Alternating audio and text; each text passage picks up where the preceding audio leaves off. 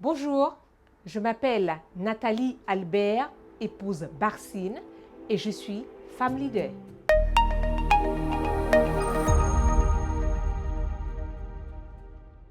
Se lancer dans l'artisanat d'art local, c'est jamais chose facile.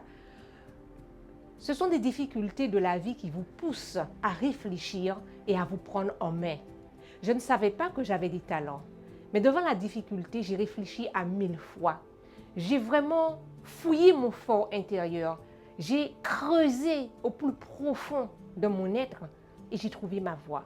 Tachou Art a pour vocation le développement de tout ce qui est naturel. Sur mon terrain, j'ai un calebassier. Donc à partir de la calebasse, je fais par exemple des bols, je fais des lampes, je fais des bracelets, des bijoux, un petit peu de tout à partir de la calebasse. Et à partir du tronc du bananier, je fabrique des sacs. Mais aussi à partir de la feuille du bananier, je fais aussi des bijoux.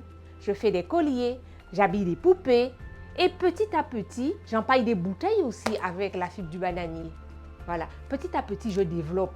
Et c'est là que j'ai lancé cette activité avec mes petits moyens.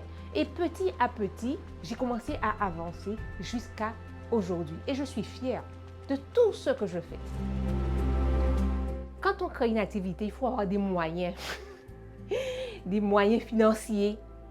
Et je n'avais pas de moyens. Le seul moyen que j'avais, c'était la force de mes bras, mes 10 doigts et mon esprit. Et j'ai saisi ces armes-là pour créer l'activité. Je remercie Région Guadeloupe et toute l'équipe qui m'a soutenue. Je ne les décevrai pas, quelles que soient les difficultés. Évidemment, grâce à eux, j'ai pu acheter les 2 mobil-hommes. Évidemment, j'ai économisé pour pouvoir mettre ma part.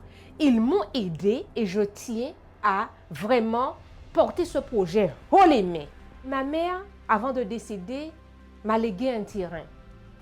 Donc, j'ai voulu mettre en valeur un petit peu ce bien qu'elle m'a donné. Et comme j'avais mon commerce, que je n'avais pas de local, donc pourquoi pas m'installer sur mon territoire et faire valoir ce que je fais au sein de ma population.